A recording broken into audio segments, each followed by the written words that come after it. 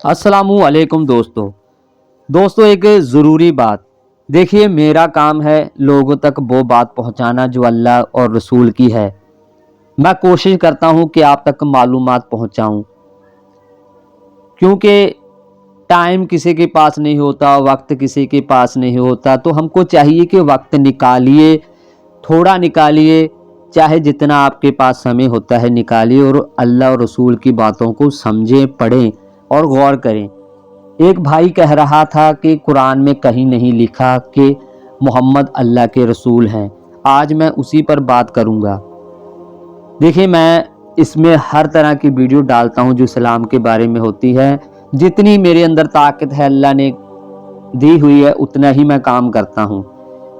तो कोशिश करता हूं कि आप तक मालूमात पहुंचाएं। तो आज हम बात करेंगे कि कहां पर लिखा हुआ है कि मोहम्मद सल्लल्लाहु अलैहि वसल्लम अल्लाह के रसूल हैं।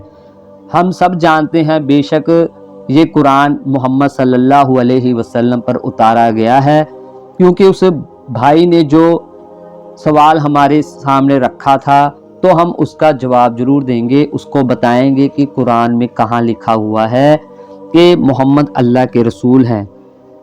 जब हम कुरान की सूरा पढ़ते हैं जो कि सूरा फतेह है और 48 नंबर की सूरा है और आयत नंबर 29 में लिखा हुआ है मोहम्मद रसूलुल्लाह, लिखा हुआ है मोहम्मद अल्लाह के पैगंबर हैं, यानी उसके रसूल हैं।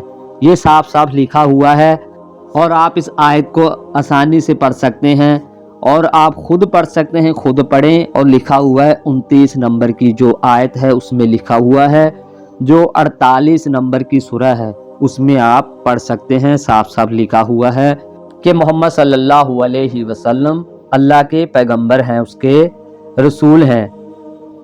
देखिए, हमारा सबका फर्ज बनता है, मैं एक मुसलमान होने के नाते से आपको वो बातें बयान करूं जो हकीकत है। अगर जो लोग अल्लाह को नहीं मानते, यानी उनके पास कोई गाइडलाइन ही नहीं, ना ही उनके पास कोई ज़िंदगी जीने का तरीका है कि किस तरह उनको रहना सहना है, वो अपनी मर्जी से ही चलेगा। तो जब अपनी मर्जी से लोग चलेंगे तो घर में फितने फसाद होंगे और झगड़े होंगे, क्योंकि एक भाई अच्छे काम करना चाहता है, दूसरा बुरा करना चाहता है, तो वो बुरे भाई को समझाने में नाकाम होगा वो भाई जो अच्छे काम करता है, क्योंकि वो भी अपनी मर्जी से चलना चाहता है।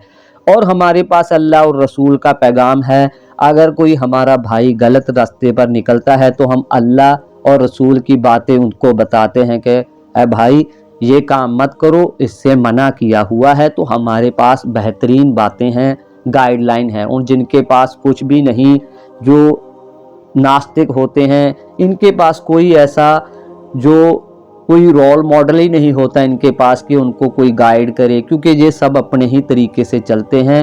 और जो अपने तरीके पर चलता है तो उसमें बहुत सी खराबियां आएंगी, क्योंकि लोग एक दूसरे को समझा नहीं पाएंगे।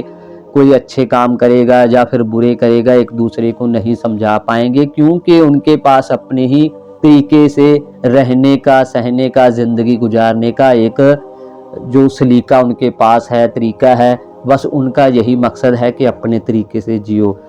अगर चोर चोरी करता है तो उनके हिसाब से चोर सही है, क्योंकि उनके पास कोई गाइडलाइन है ही नहीं कि उनको रोका जाए कि चोर तुम चोरी क्यों करते हो, तो वो चोर को नहीं समझा पाएगा।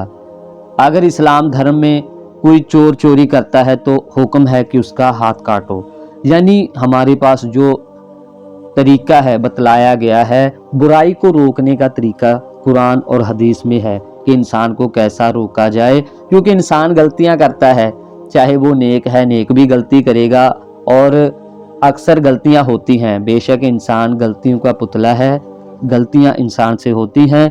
तो इंसान को समझाते रहिए, उसको बताते रहें अल्लाह और रसूल का पैगाम, ताकि वो लोग सीधे रास्ते पर आएँ और अच्छे अच्छे काम करें।